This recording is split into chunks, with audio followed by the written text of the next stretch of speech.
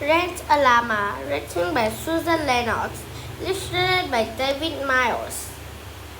Focus question: how do Marcus's feelings about his new home change during the story? Why? Connections. Writing.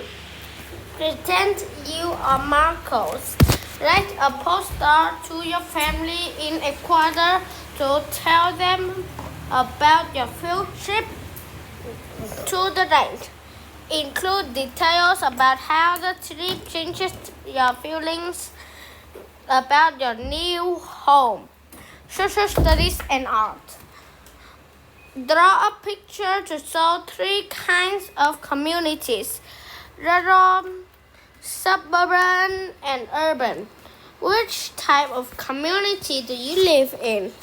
Share your ideas, share your answer with a partner. When Marcos left, he dreamed. His dreams were always the same. He was back in Ecuador with his abuelo. They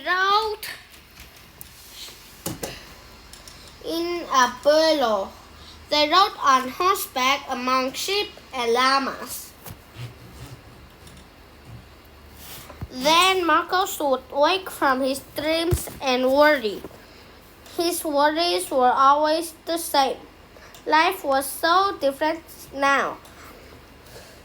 How would he ever fit in here in America? Marcos's mother worried too. She wanted her son to be happy. One Monday, she reminded him that it was a special day at school. Marcos, today your class is visiting a ranch, remember? She said gently. Marcos nodded. He had remembered. We used to live on a ranch, Mama, he said sadly. That was in Ecuador, Marcos. I am sure an American ranch would be different, she said. Yes, Marcos sighed, just like everything else here. At school, the other students were very excited. To them, the trip was a great adventure.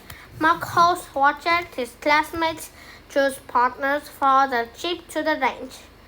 Mr. Perkins noticed Marcos standing alone. I think Marcos needs a partner, he said. A smiling boy named Ben stepped forward. He can sit with me, Ben said. Have you ever been to the ranch, Marcos? Asked Ben. Only in Ecuador, Marcos replied. I go to this ranch every week to care for my cow, said Ben. You have a cow? Marcos asked in surprise. Ben laughed. I don't really own her. I just take care of her. Marcos was confused. He will see, Ben said. Soon the bus arrived and opened its doors. Marcos smelled the familiar smells of hay and animals. Hello, everyone, said Miss Vega. Hello there, Ben. The rest of the class looked at Ben, surprised that Miss Vega knew him. Ben is the part of the Animals for Rent program with City to Farm, said Miss Vega. He takes care of Mabel, one of our cows. What's City to Farm? Asked a girl. Maybe Ben can explain it to the rest of the class, said Mr. Perkins. City to Farm is an organization for young people, Ben told them. Grown-ups show city kids what life is like on a farm. I want to learn about cows, but I live in an apartment. I can't keep a cow there. The class laughed, so Ben said, Miss Vega rents Mabel to me. I don't pay to rent her. We just sign an agreement. My bum brings me here 3 times a week to take care for my cow. Why don't we go meet Mabel? Said Miss Vega. Ben led the class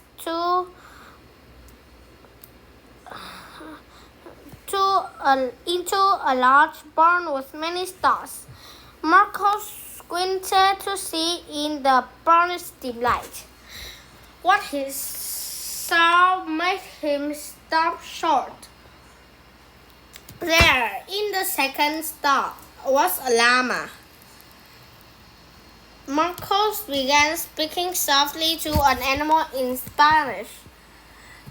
As if it understood, the llama bent its long neck toward him. Marcos reached up and stroked the gentle animal's fur. Miss Vega watched Marcos. Do you like llamas? She asked. Marcos nodded. Sí. I mean, yes. He replied shyly. My grandfather had llamas in Ecuador. Paco here came from Ecuador too, said Miss Vega. We are going to try to raise llamas for wool. Miss Vega said to Marcos, maybe you could help us. I could rent Paco to you just as I rent Mabel to Ben. Marcos's eyes got big and I could take care of Paco, he said. Miss Vega smiled. See, she said. Marcos's heart short. His mother had been right. Ranchers were different in the United States, but llamas were the same.